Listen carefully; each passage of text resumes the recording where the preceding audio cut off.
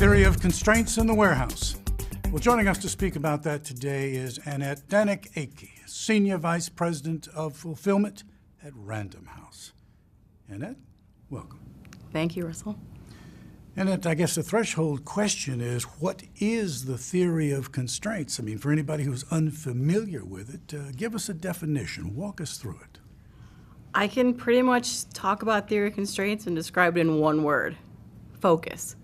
So theory of constraints is all about focus and all of the different parts of the organization: focus in project management, focus in supply chain, focus in project management, and we applied that focus in the warehouse. Well, let's talk about that. Let's talk about TOC, if you will, theory of constraints, and how you applied it there. We used a part of theory of constraints that's called make to availability. So there's many ways to create inventory. You can create inventory make to order, you can make it to stock, and we did something called make to availability. Now what we did is we pulled that back into the warehouse, and we actually did replenish to availability. So when I say replenish to availability, we looked at our loose forward locations, and we said when the picker gets there, we want to always make sure that there's stock in front of them. And we don't want to have a situation where we have to do what we called an emergency replenishment to replenish that loose location so that the product was there.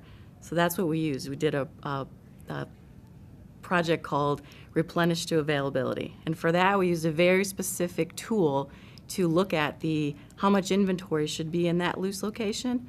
And we used a concept called dynamic buffer management. Well, that is something, quite frankly, I'm very curious about. I've never heard this term before, dynamic buffer management. Define that for us, if you will. Tell us what part it played in this entire initiative. So dynamic buffer management is an inventory strategy. So basically, how many units, or how many, in our case, books, should be in that loose location. Now, dynamic buffer management helps you determine how many books or units should be in that loose location. So I like to call dynamic buffer management people will understand it if I say it's a statistical process control methodology for inventory. So looking at your ending inventory. So you look at the ending inventory in your loose location every day, and you basically then say, here's a buffer.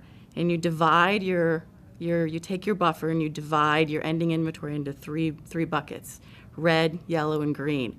And similar to quality control or statistical process control, if you're in the red too many times, then you would increase the buffer. If you're in the green, you would decrease your buffer. And if you're in the yellow, things are just about right. Exactly. Talk to us a little bit more about TOC and the results that you achieved, because I'm sure that the viewers are very much interested now that they know what the challenge was and the solution, if you will, that you brought to it, theory of constraints. What are the results that flowed from that? For our replenish to availability, I can say that we've taken our emergency replenishments. We were in the 15%, not a great number. 15% of our replenishments were emergency replenishments, and right now that's down to 2 or 3%. We're shooting for 0, and I know we're going to get there. We may not have 0 every single day, but we're shooting for that at least a couple days during the week. So it's made our process a lot faster, and it means that when the orders come in, we can start working on them right away. So great results. You know, if I want to know more about theory of constraints, if I want to know more about TOC, where do I go to get that information? Any advice on that? You can go to a couple websites. You can go to the Goldratt Institute and look up something, make to availability. I'm not aware that there's actually anything on replenish to availability, but we took that concept and applied it in the warehouse. So if you can understand make to availability, you can understand what we did for replenish to availability. That's the A.G. Goldratt Institute, exactly. That's an excellent source for learning more information about that. Annette, I want to thank you so much for taking time out to meet with us today. Thank you. Thank you, Russell.